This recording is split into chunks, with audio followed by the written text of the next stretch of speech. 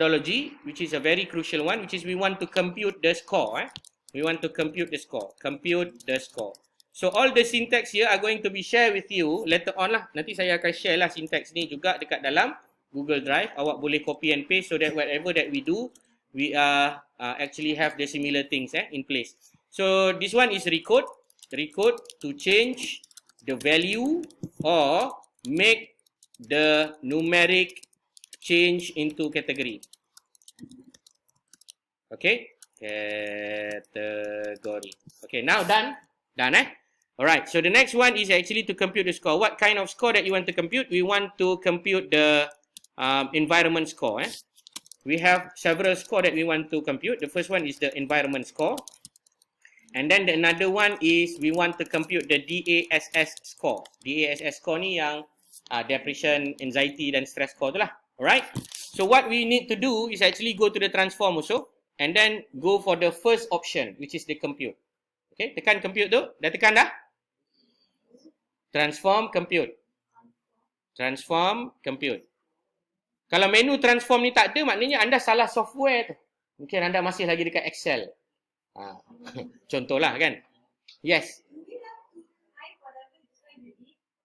Up to you. If you want, if you do not want also, you can copy and paste later on. I still will share the syntax for you. If you are lazy enough, do not want to write anything also can, no problem. If you want to just you can see also can, no problem. No problem.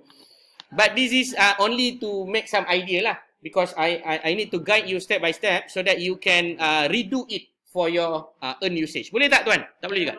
Keluar kan? Sometimes dia ada catch lah. Dipanggil CACHE. Sebab anda menggunakan the version of the 1i. Okay? Tahu tak version 1i ni? Also the score of the DASS score. Of course lah, the DASS score you need to refer to the journal lah. Because there are some way to calculate it based on the different questions. Yeah. Okay, so the first one, you need to compute the environment score. Environment score is straightforward. You go to the transform and then click the compute button. Okay, after you click the compute button, then they have the target variable there. It's blinking, blinking, blinking, ready to be named. Then you name you name here as the ENV sum ataupun you can just put ENV lah, ENV. So ENV means that environment score. Alright. So what is the numeric expression? The numeric expression is actually the formula that you want to use and justify about your score. So what I will do here is actually go to the variable name and my score will be as follows. So this kind of score is referred to the previous research lah. Contoh konon-konon. So my previous research indicate that all the score need to be sum. Maknanya kena tambah semua. What is the minimum score? The minimum score will be 5. The maximum score will be 20, 25. Because I got 5 questions. So 5 times by 5 is 25. Faham kan? Okay. So how to do that? B1 plus B apa?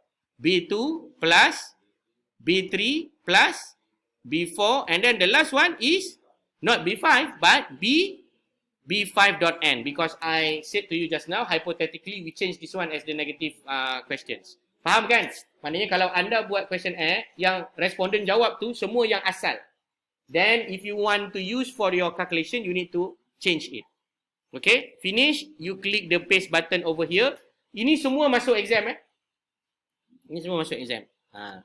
Masuk exam untuk buat compute, untuk buat recode. Confirm masuk exam. Tapi nak pakai syntax boleh tak? Siapa yang bagi syntax, maka confirm tinggi lah. Siapa yang tak bagi syntax, maka confirm ada lah, tapi tak tinggi. Macam tu. Berapa tinggi tu? Kalau pakai syntax mungkin dapat 9.98, macam tu lah. Yang tak pakai syntax mungkin dapat 9, macam tu. Okay. So now I'm going to run it. How you want to run? Just highlight it and then go to the run button and then a new variable will appear here as the ENV. So what is ENV? ENV is actually a score that indicate the number between 5 to 25. Okay, understand? Understand Alright, so that is how you want to compute. Any problems? Please let me know now.